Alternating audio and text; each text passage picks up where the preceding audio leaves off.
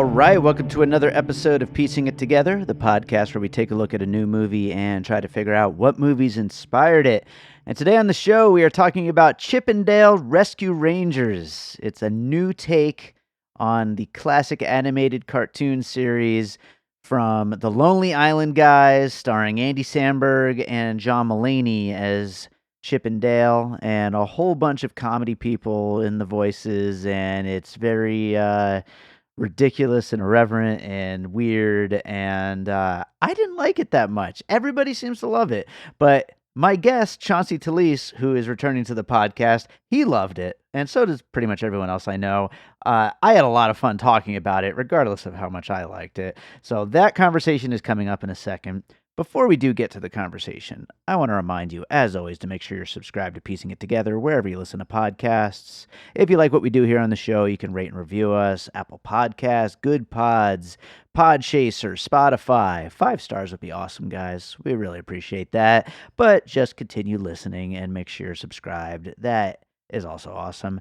You could also follow us on social media at Piecing Pod. Join our Facebook group, Popcorn and Puzzle Pieces, where we continue the conversation about all the movies we talk about here on the show. And don't forget to check out our Produced by David Rosen Patreon, where I post advanced and bonus content from all of the podcasts I'm involved with. That's this show, Piecing It Together, also Awesome Movie Year. And then from my music career, I'm currently scoring a film, and we'll be posting some sneak peeks on there very soon. I'm getting there. It's a lot of work, but I'm getting there. So that's that. Let's talk about Chip 'n Dale Rescue Rangers. All right, Chauncey Telese is back with us. We are going to talk about Chip 'n Dale's Rescue Rangers. Woo-hoo! Chauncey, how's it going? I'm wonderful. How are you? I'm great. I'm ready to be the Grouch on this episode, and That's okay. be the only person who doesn't like this movie. No, you're not the only one. I've seen a handful of ones that didn't like it, but I was surprised when people I expected to hate it loved it. So I'm like, okay, I'm not all right. I'm not just being, unsophisticated. Right. Even some of the cranks liked it. I'm like, okay, cool. Yeah, I'm surprised. Like, there's some people who share my sentiment, but yeah, it does seem like a lot of critics who traditionally only like, maybe a little stuffier movies or stuff that's not just so silly as this. But I don't know. Maybe we'll get into it more as we're getting through this conversation. I don't know what it is about these like reference-based comedies that I'm just not connecting with. I mean, I used to like Family Guy. I like, South Park when they reference things but it's just, I don't know, it's just not working for me. And it'll come up in some of the puzzle pieces, but there are other things that try to do this that I also didn't really like, and I guess some people liked, but I think I know why. Well, were you a huge Chip 'n Dale's kid when you were little? I wouldn't say huge, but I definitely liked it. I loved the Nintendo game. Me too. Yeah. And also, I think mostly like people get hung up on the cameo aspect, and it's like, how are they used? Because I'm sure one of the puzzle pieces will come up, but there is something recently that was doing it inorganically as opposed to like this, where I felt mostly it was organic. Okay. There was one thing at the end where I was like, all right, okay, but other than that, everything felt organic. Yeah. And I'll say also, just throwing it out there right now, my biggest laugh of the movie was something that was basically inorganic, which is the Seth Rogen bit where all of the different Seth Rogen characters all kind of joined up and all had his Seth Rogen laugh. And I'm like, I laughed at that. I mean, I don't see how you could not laugh at that. But is it necessary? No, but it still made me laugh. It's organic enough to where it's like commenting on animation. He's someone who's done like a lot of it, and even and he's even doing this, but now he's doing it as a mocap character. Yeah, I get it. Like that part worked for me. It wasn't like totally. It wasn't. I'll just spoil one of them, like Free Guy, where it just all of a sudden, hey, Captain America shield lightsaber, even though we never mentioned them at any point at all. Yeah, we have access to it, so let's just do it. That's where I don't like it. Whereas, most of this felt a lot like my other puzzle pieces, where it feels organic, and a lot of it was actually story based. Mm-hmm. Yeah, for sure. Well, we're already kind of like teasing some of our pieces, so we might as well get into it, and we'll get into more about the movie along the way. But what do you have for your first puzzle piece for Chippendale Rescue Rangers? So for my first one, I'm going to go with an obvious one, Wreck-It Ralph / Ralph Breaks the Internet, because they both are, in concert with each other. This is one of those where it works because a lot of the cameos in Wreck-It Ralph are they don't dominate it. Like Sonic's only in a scene in both of them.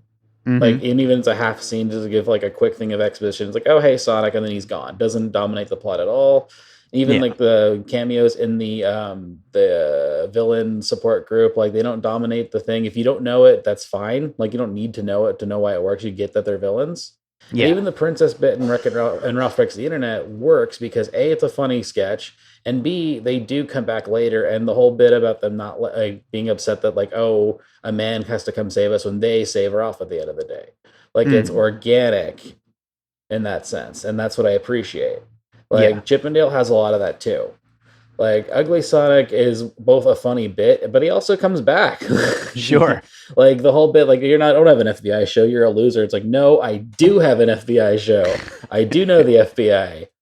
And a lot of the people they meet along the way, I'm like, okay, well, this is also organic because it's not just like, here's, reference.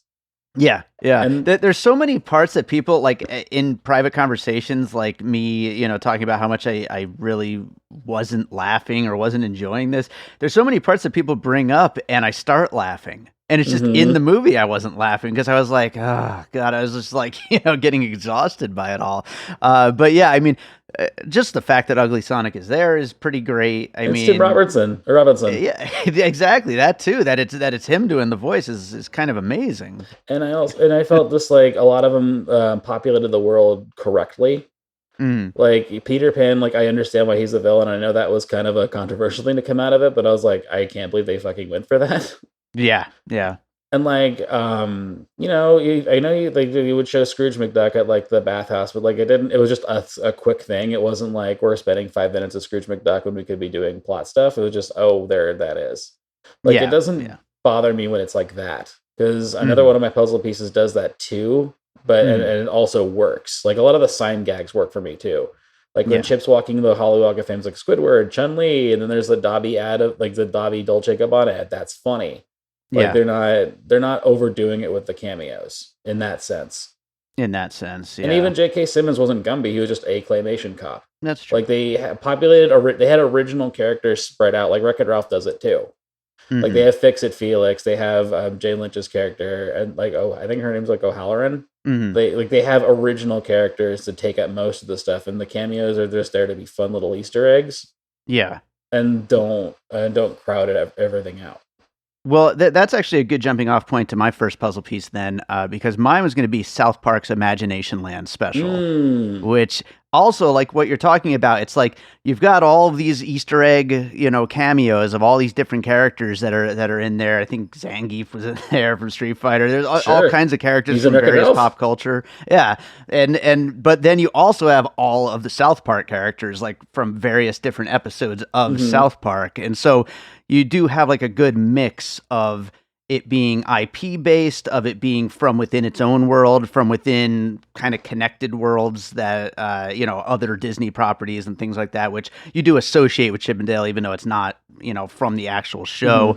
So yeah, you get like this big overall tapestry of characters that are from a little bit of everything. And, it feels like we've been doing it so much. I mean, you brought up Free Guy, we could bring up Space Jam. I'm not going to use it as a puzzle piece, but I mean, of course, I thought of the Space Jam. That was not fair, because that's as cynical as you can get as Space Jam too. Yes, exactly. The serververse is just gross. You know what I mean? It's just a gross version of it. I would say this definitely falls somewhere in between the two, but it's not as bad as Space Jam for sure. But I feel like with Imagination Land, and maybe it's just because it was the first one to do anything like this, it felt like super fresh, and also with Trey Parker and Matt Stone being as irreverent as they are, it's like it felt like kind of like almost dangerous and exciting, back then. And again, that was a long time ago. I think it was 2007. So we hadn't really seen anything like it. I was still in high school when they were doing that, so I remember we would talk about it every week. Every week the new part would come out. Be the that was big the golden thing. age. Did you see Imagination Land? Like, can you so believe they exciting. brought back the critter creatures? When I was looking it up to find out when that came out, I saw the little fact that they were hoping to make that a movie. Like that was going to be the second South Park movie, but there was some behind the scenes whatever, and they ended up just having to make it an episode of the show, and then a trilogy of episodes, of course. But yeah, that was the plan initially. Like, let's get all of these characters and make a movie. And they won the Emmy for it. It was an Emmy. That's right. You're totally right on that. But all right, let's go to your next piece. Mine is a TV show. I don't know if you remember it, Greg the Bunny. Oh, I kind of remember this. It was with Seth Green, Eugene Levy, a young Sarah Silverman. Yeah. They worked on a bootleg Sesame Street show. But the whole bit is like the puppets and humans interact in the same world. They like have the separate doors for the smaller puppets, like on the larger human doors. And Chip and Dale does a lot of that too. Like Chip's house is like a small house in a normal neighborhood. And his dog is like bigger than him, and there's a bunch of ways like they integrate the tunes into the real world. And another one, a puzzle piece I know we both have, does this a lot too. But it does a lot of world building. Like Greg the Bunny, being a really funny show. Like if you ever have a chance to I don't know if it's not streaming anywhere, but like it was a solid 2-season show. They had a lot of really good Sesame Street jokes, and it's just really fun to see Eugene Levy be Seth Green's dad. Yeah, that's a good cast. And he's like a pretentious director. Nice. Yeah, I kind of want to watch that. That sounds like fun. It was on Fox for like 2 years, and then Idol came in and just kind of like ate up that time slot, and then just like it never got to recover. Yeah. But I mean, this one does a good job of integrating, because like Chip works in insurance, and it's not, no one's ever like, hey, you're a weird tune. It's just all accepted. Yeah. Which that show does really, really well. And what Chip and Dale did really well. Like I bought that like humans and tunes interact, and it's not a big deal. Yeah. Well, yeah, they really need to nail that, like with the various different mediums interacting, because that is kind of the point here. And like, I'll just use that as a jumping off for my next piece, because I was going to talk about the Jungle Book and Lion King live action reboots, and just the idea of like, this is what we're doing now with movies. We're going to take all these cartoon movies and turn them into, quote unquote live action, and how kind of ridiculous that is. So let's just basically screw that idea up with the Chip and Dale's reboot. Right. And they do a good job of commenting on that. Yes, exactly. Yeah. And I again, I'm not going to just keep saying over and over, apologizing for not like really liking the movie that much. I don't like it. I love the idea of that. I love the idea of like from within, just, commenting on how silly that is to keep doing that over and over. And we're getting more and more of these things. There's like at least 2 or 3 more on the timeline right now, I believe. The release schedule. Ones? What, the live action Disney?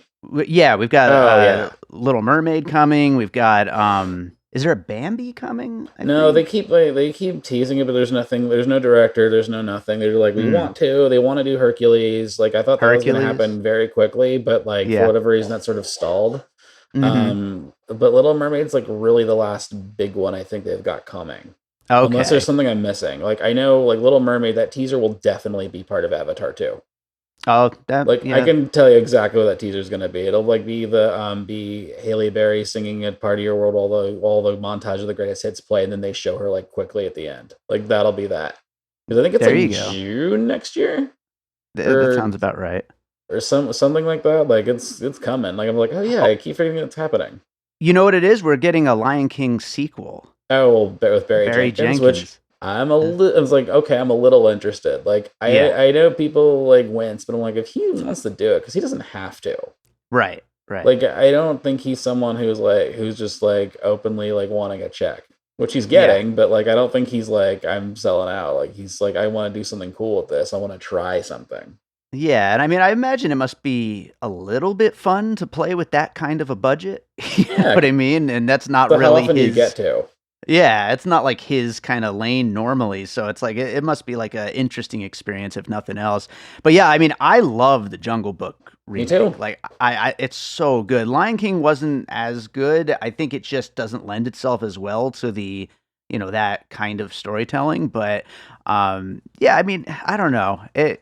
We'll see when this this Little Mermaid one comes out. We'll see how that Well, with works. Lion King, the reason why it doesn't work as well as Jungle Book is like Jungle Book has like a real human for you to like have your vision based off of. Like Yeah. he's interacting with stuff, so you're grounded. So you're grounded. And then yeah. also Lion King took away all the cartoon flourishes. Like in I Just Want to Be King, there's no spotlight.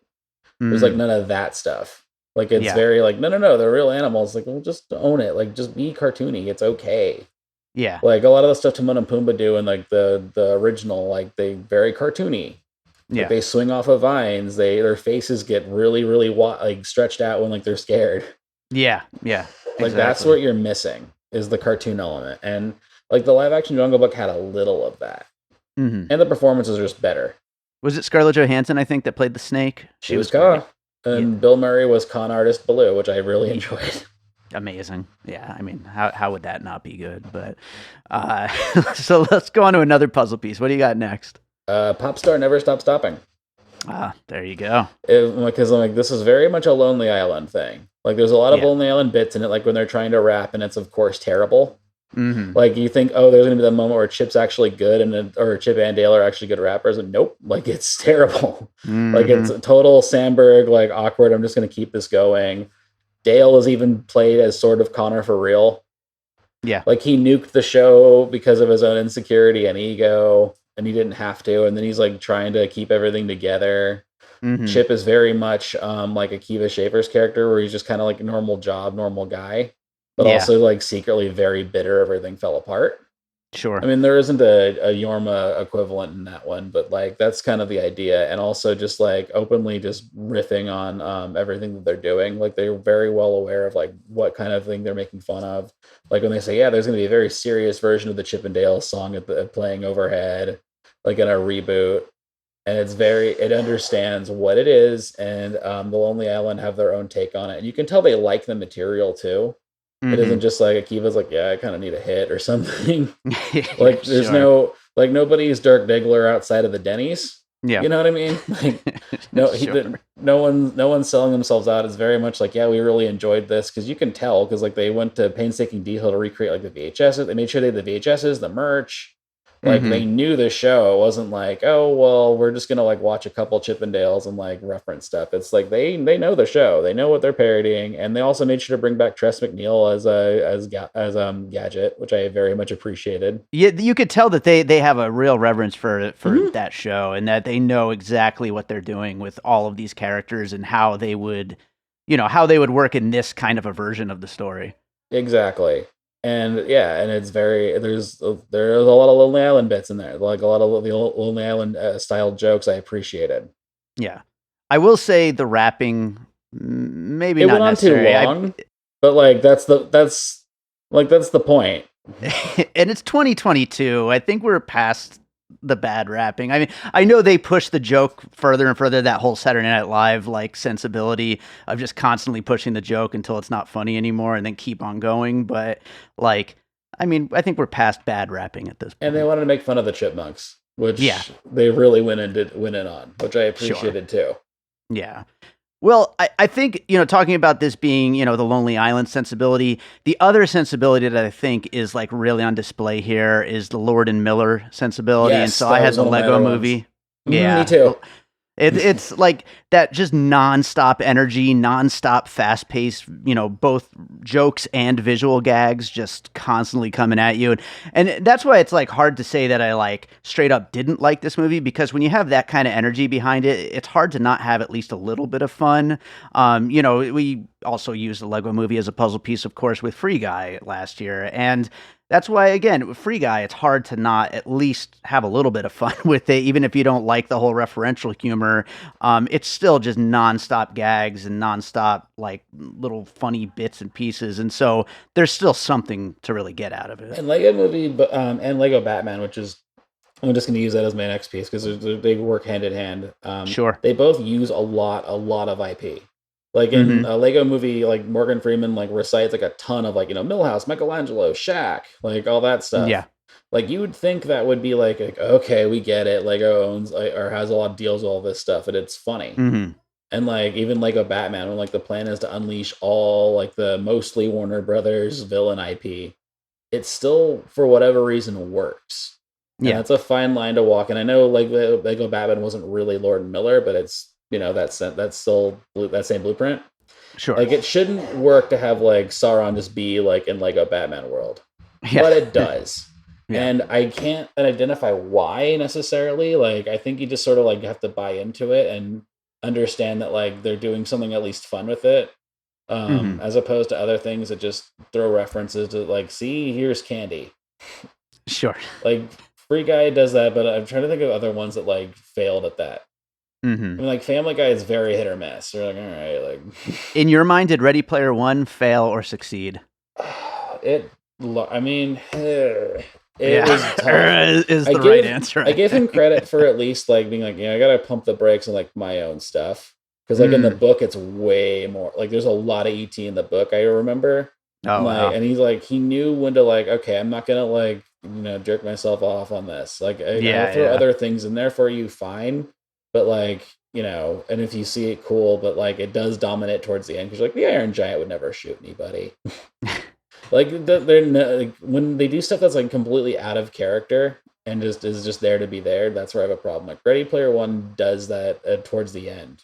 It gets away with it in the race and stuff. Like, oh, that's cool, the DeLorean and like all the Mach 5, that's neat. Like if I was a video game, I believe that would be there. But like towards the end, it gets a little much. Yeah. And just that's an example of inorganic. Like that's something I don't really think you can control if you're doing something like Ready Player One, which is inherently like, look at me, it's reference the book. Yeah. Which is it's the whole point. So and he tries to say something at the end, but it gets kind of bogged down because the material inherently doesn't lend itself to that. Because it doesn't. Yeah. I don't know how the book ends, but I'm pretty sure it isn't like, hey, go outside. Which is what Spielberg wanted to like. Look, this is cool, but like, there's a whole world out there. I promise you. I got a message for these kids, and I got to get it in there. Oh, and the Legos work because also like it's really through the prism of a kid playing with Legos, and that's really how kids would play. Like they would have Batman jump on the Millennium Falcon just to steal the hyperdrive. Yeah, like they would do stuff like that. So like I guess that's why that works. Yeah, I guess it is just like pure unbridled imagination, and that's exactly. And you would have those Lego sets. Like I wasn't a Lego kid; I was more of a Micro Machines kid. But like I had like Star Wars Micro Machines that intermingled with other ones. Yeah, and it was never weird. Yeah, no, never at all. But we were kids, so. I'll go to another puzzle piece. A movie that I liked probably less than Chip and Dale Rescue Rangers, but I think is a good comparison to make in this particular moment in fandom and where we are as a culture of entertainment consumers. Jay and Silent Bob Reboot, taking place at fan conventions, like through most of it. I have a similar piece for this too, because there's a phenomenon in the mid 2000s, because that's like peak Comic-Con was like 2008 through 11. Right. I don't know if you've ever been. I haven't. No. I went in 09 and 10, and then like right after I've been to E3, but not. No, it's not the same. No. Like they get the vibe right, but it's like you really have to like know it, and you have to like it. Which by the end of Comic-Con, you're like, this was fun, but then you're like, oh god, that was very exhausting. And this is before it was like almost cumbersome to get into stuff. Yeah, it was like 2010, the last year I went was like the last year where it was like it was like hard to do stuff, but not like you have to like camp out for 3 days to just see like the Twilight panel at 5:00 on a Saturday. Like you could still, everything was still doable, but it was getting much. And like Jay and Silent Bob Reboot does that. Ted 2 was my other one because that's where it culminates, I believe, is at a Comic-Con. Sure, yeah. I forgot about that actually. Yeah. Community does a Comic-Con because like I've seen the Family Guy in Cleveland show panel at Comic-Con. Like it's very like I get why, because he was like a mainstay, and McFarlane would moderate. McFarlane, Green, they would all moderate panels like at various points. Like Comic-Con culture got really rough in the mid 2000s. Well, and it all led to where we're at right now, I think. But all the studios are like, this sucks. Like, why do I need to spend like I don't know, $5 million to have a giant Scott Pilgrim like billboard on the side of like a hotel of like the Hilton? Yeah, and like it's gonna bomb, and like we're just losing money. Like this isn't helping us. Like at first they thought it would, because like that's when like all the trailer stuff was cool. Like, oh my god, we're getting the first like this, or we're seeing the first 5 minutes of this. Yeah, or sometimes 10 minutes, or sometimes you get the whole movie if you're lucky. But like, Studios like, we'll just keep all this stuff in house, do our own thing. That way, we're like saving money and not like going into Hawk because Scott Pilgrim bombs or Jonah Hex bombs. Sure. Yeah. Well, I mean, we still got the Disney Expo, right? That's always a huge thing. But that's in house. Like that's at least like Yeah. we're controlling everything. You don't have to worry about like if you're like the 3:00 thing for like, oh, I don't know, like Superman, and then all of a sudden at 5:00 like Avengers dominates, it just blows you off the screen. Like you only have like about an hour of engagement unless something else just tanks. Maybe we need that competition back, though. Maybe that would help. I guess so. Like I because it was fun. Like it was like if you got to sit there the whole day, like we did like the WB panel like the first time, and there was a whole bunch of stuff, really cool people. Not so much the fans. They were kind of rude to Megan Fox and other and Mila Kunis. That was rough. Oh, I refuse to believe that fans at a Comic-Con were mean to women like that. Yeah. Like when Josh Brolin wants to step in and like diffuse stuff, you're like,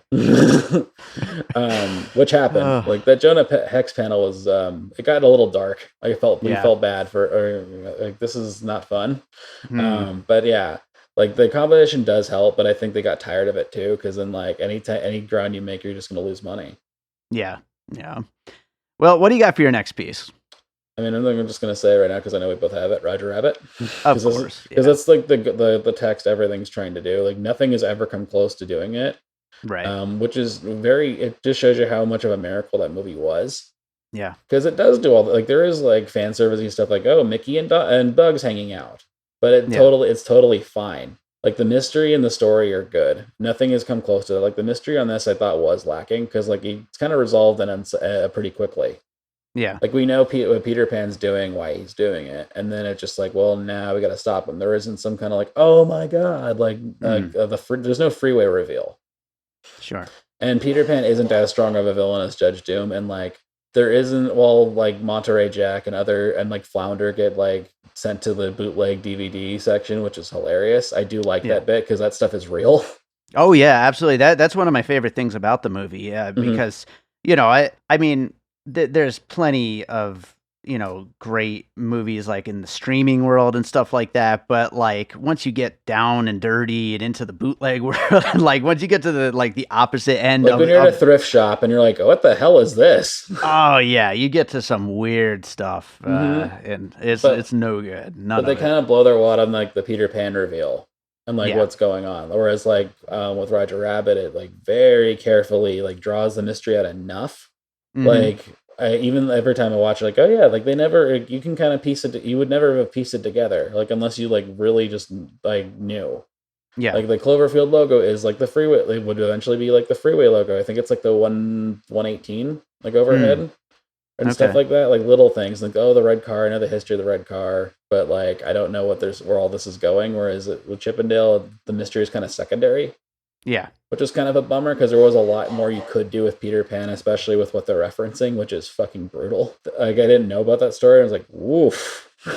I don't think I know like all the details of it. He was like, he did the voice for Peter Pan, and then like he hit puberty, and then they cast him aside, and he became a drug addict and like was homeless essentially. Like it was rough. That's some dark stuff. Well, the fact that Disney let them get away with that, I was like, wow. It's crazy. Like, yeah, I mean, it is really just like a stunt of a movie. The fact that all of this stuff was allowed to be done. Like, it's pretty wild that it exists as it does.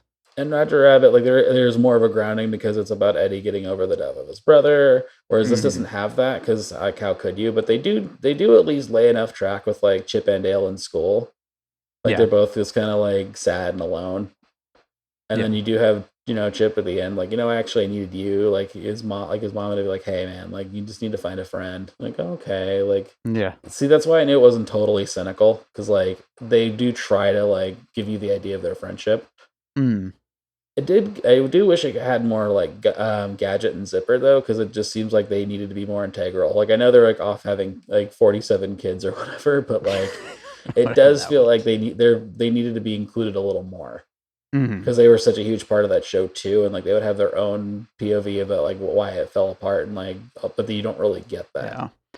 Well, I'll go to another piece. Actually, just to kind of continue on with talking about how they managed to do this. I was thinking of the Super Smash Brothers video game series and how somehow behind the scenes, Nintendo has been able to strike deals with various IP holders to be able to get these characters from other video games into this giant Nintendo fighting game. And, you know, I think it's just a matter of like trying to appeal to this very specific moment in entertainment, especially millennials and that entire crowd that just seems to love crossovers. And I wonder if we're going to get more of that kind of stuff, like outside of just a weird little throwaway animated movie. Like if we're going to actually start to get, you know, this character from this movie versus that character from that movie, and, you know, E.T. versus Batman. Sure, why not E.T. versus That was Batman? a good gag. I at least appreciate they went with, like, they at least showed you a scene from that movie. I'm like, yep, that's exactly how terrible it would be. Yeah, it would be. And yet there still would be people that would cry when E.T. is like, I forgive you, Batman. Yeah, it would be the most important movie in their life for sure. It would be, I know. Yeah, but yeah, I don't, you know, it is just a crazy thing that this was able to be pulled together, and yeah, I don't know. It just makes me wonder, just like with Smash Brothers opening the doors for all these like cross studio collaborations, it makes me wonder if we're going to see more things in the world of movies like that. You might, because I mean, in the 80s, it took Spielberg to like broker like Disney and Warner Brothers playing nice. And like Disney being kind of on the outs and just being down would be open to that. Like if that a year later, no way, Jose, would they let that happen? Yeah. Because like they had Little Mermaids, they didn't need to like, hey, see, our animation department's still good. Remember this? Yeah. Whereas like the Looney Tunes are in that position now, which I think is why you get Space Jam too. Because like as awesome as the Looney Tunes are, and they have little shorts on HBO Max, but like their cultural currency isn't really there anymore because they don't have anything to do with the properties. Whereas Disney's very steadfastly over the last 30 years, for better and for worse, like made sure you cared about them, or at least your kids had some sort of reverence for them. Sure.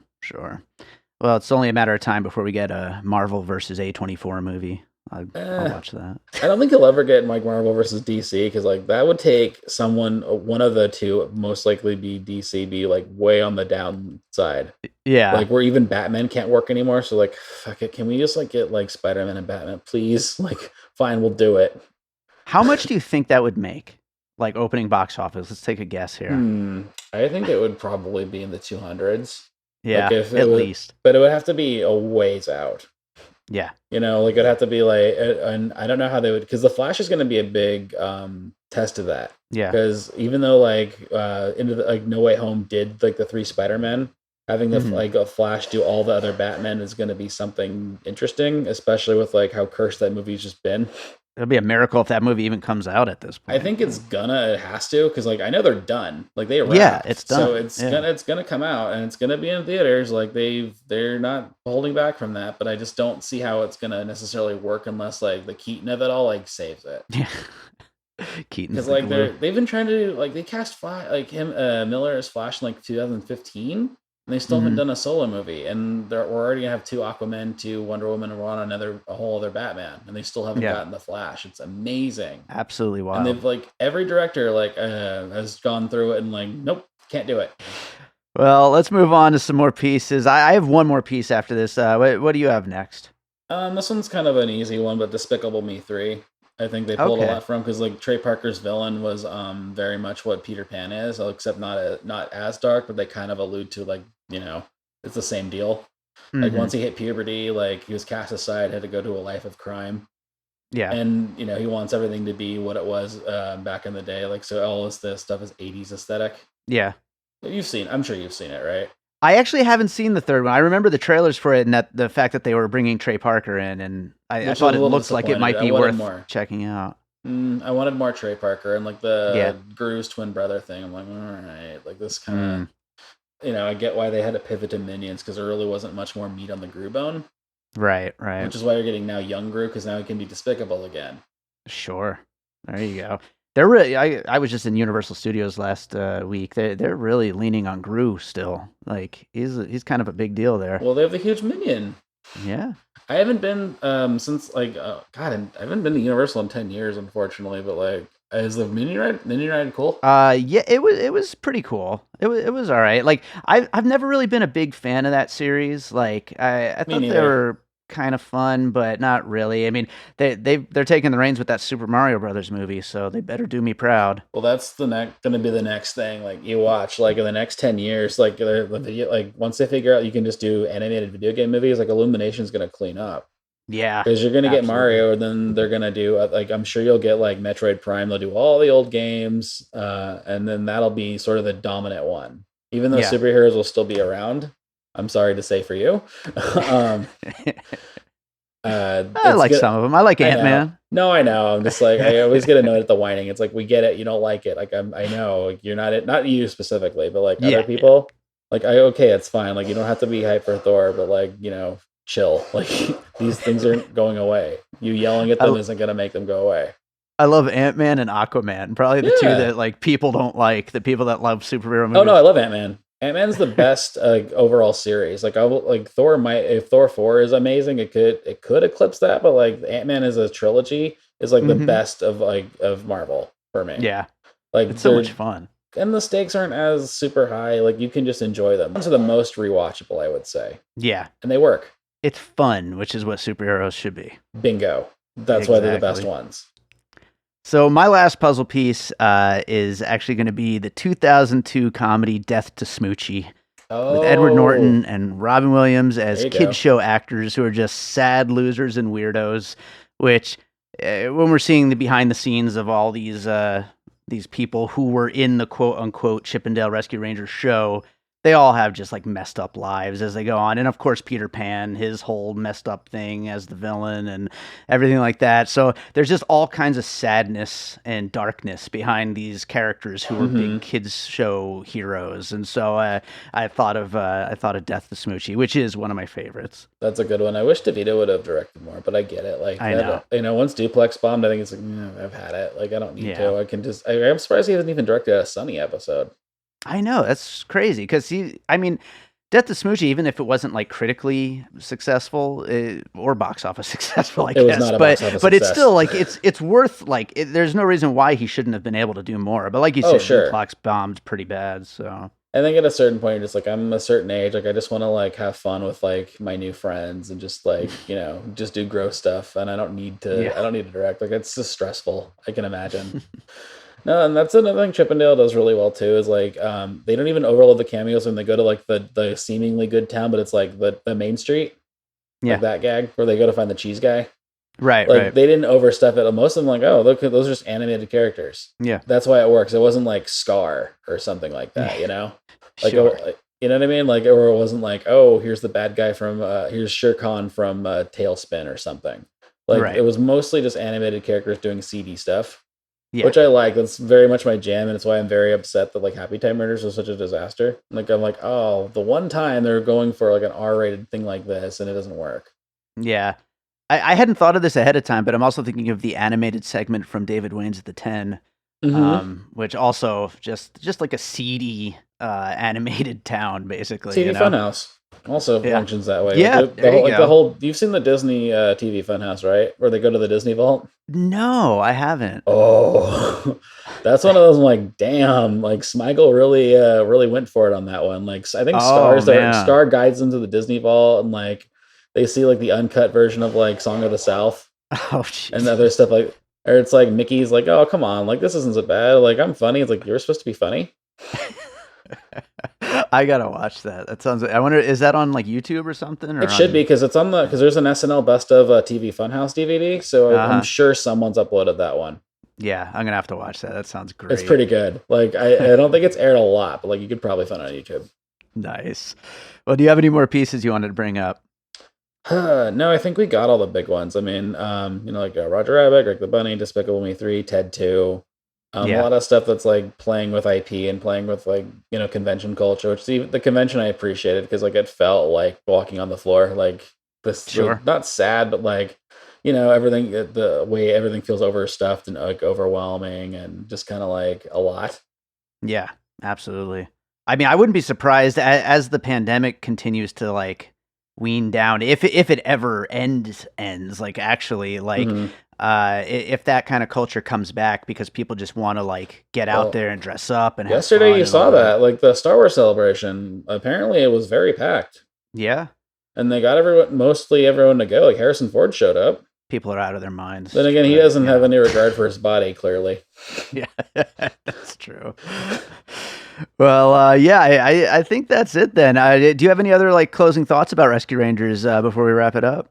I'm very curious of two things. One, if they'd released it in theaters, because I think it would have cleaned up. I don't know if it would have had I don't know if it would have had a big weekend 2 drop, because maybe some parents might think like, oh, this is a little much, because sometimes it does get a little much. And 2, I just really enjoyed it. It was something I was very skeptical about, but then once I saw The Lonely Island signed up, I'm like, okay, they must have something.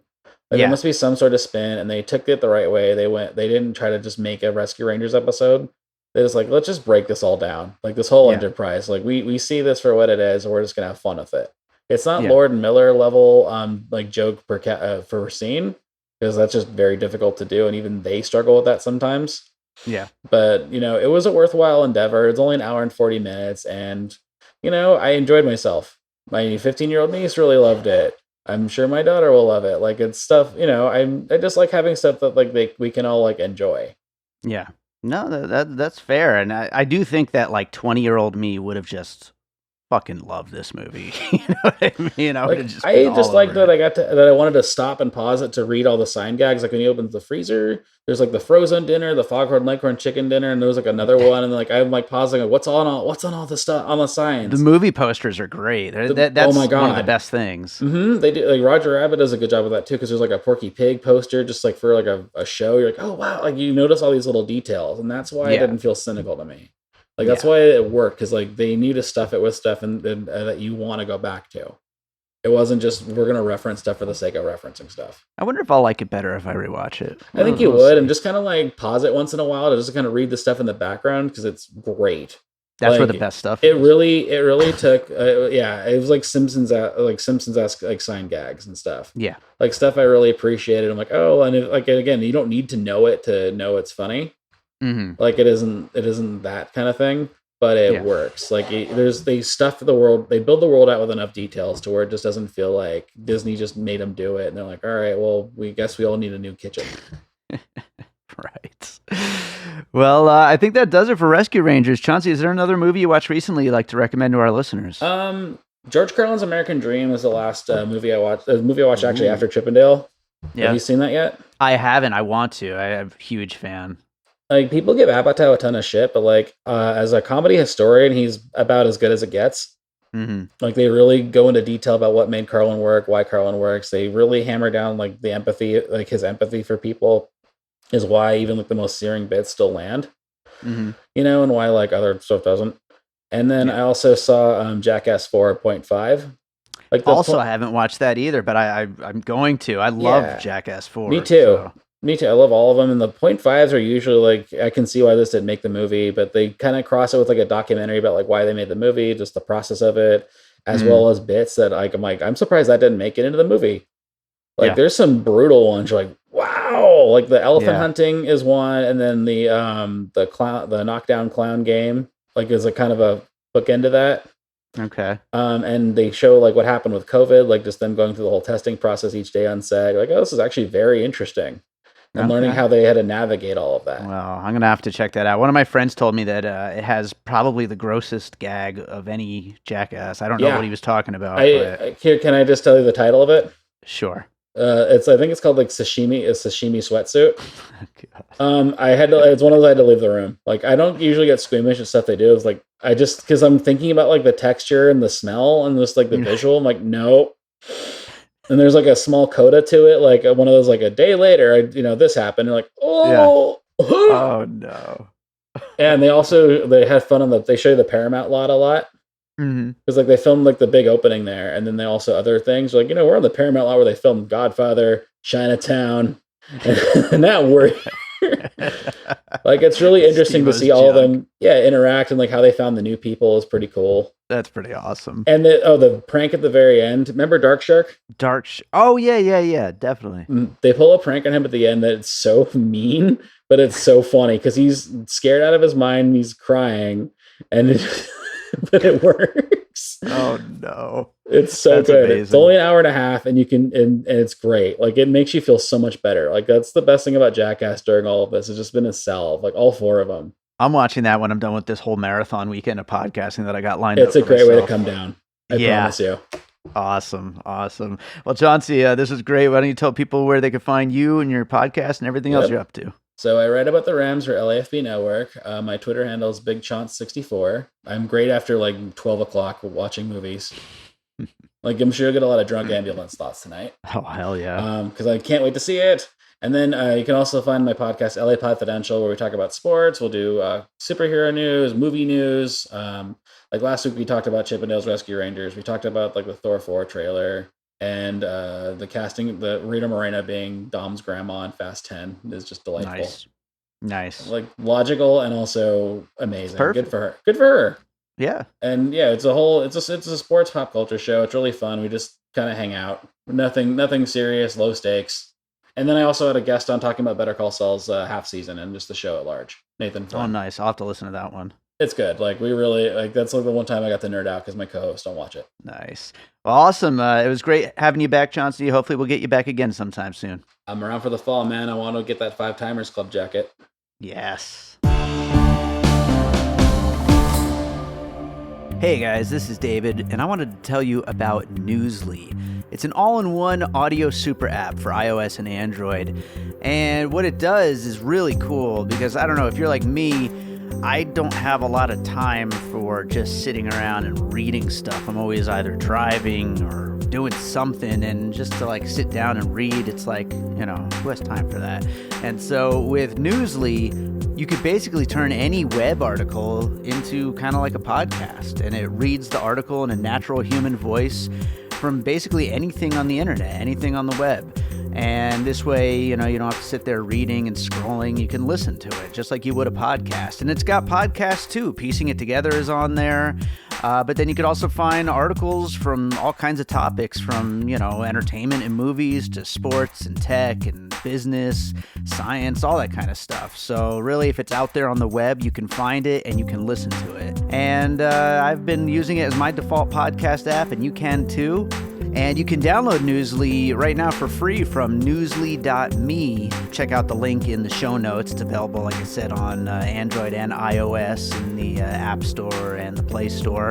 And there's a premium version available, and my listeners can get a 1-month free premium subscription by using the promo code PIECINGIT, but all of the I's are ones. So that's P1EC1NG1T. Piecing It, but all of the I's are ones. And I've got that in the show notes too. If you're like me, out driving around listening to stuff, you can't pull over right now, you can check it in the show notes and find that promo code and get that free 1-month premium subscription to Newsly. All right, so I hope you enjoyed that conversation about Chippendale Rescue Rangers. Thank you to Chauncey for joining me again. I always have a good time talking to Chauncey on these podcasts. Check out his podcast. I was on fairly recently talking about our most anticipated movies, and hopefully we'll do something like that again sometime soon.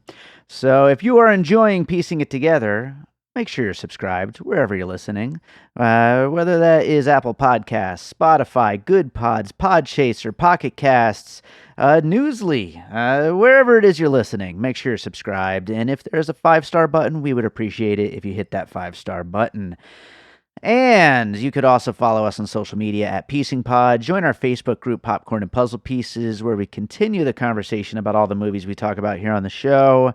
And last but not least, don't forget about the Produced by David Rosen Patreon. This weekend, I'm recording episodes on Mad God, Men, Chippendale Rescue Rangers, Ambulance, our Trailers episode, and Top Gun Maverick.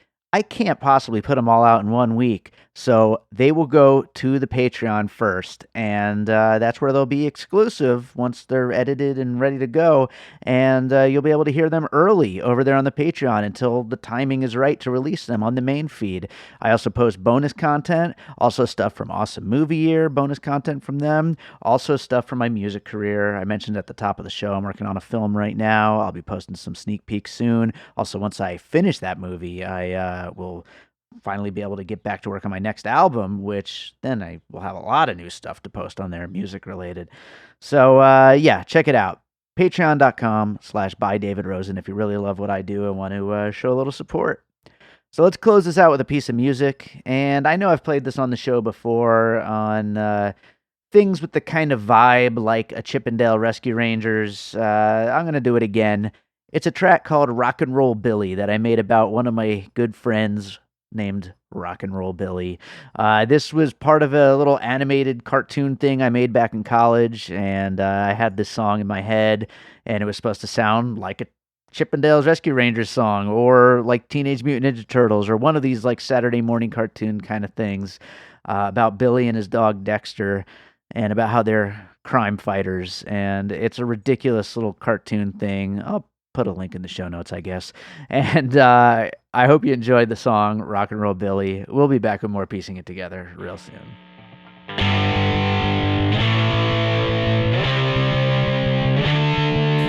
Rock and roll daily, rock and roll daily. You know we like adventure every day, getting high, fighting crime the Billy way. Rock and roll daily. You know he's got the Dexter on his side, in a leopard skin truck and away they ride. Rock and roll daily. Evil doers better change the criminal ways, 'cause here comes Billy and Dexter to save the day. Rock and roll daily. Ever since he was a young boy and Dexter was just a pup, he's rock and roll Billy, rock and roll Billy. Don't you try to stop him, 'cause he doesn't give a flying fuck. He's rock and roll Billy, rock and roll Billy.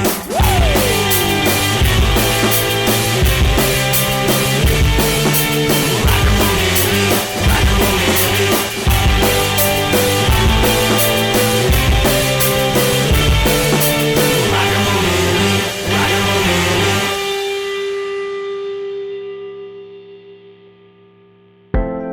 An All Points West production, produced by David Rosen in Las Vegas.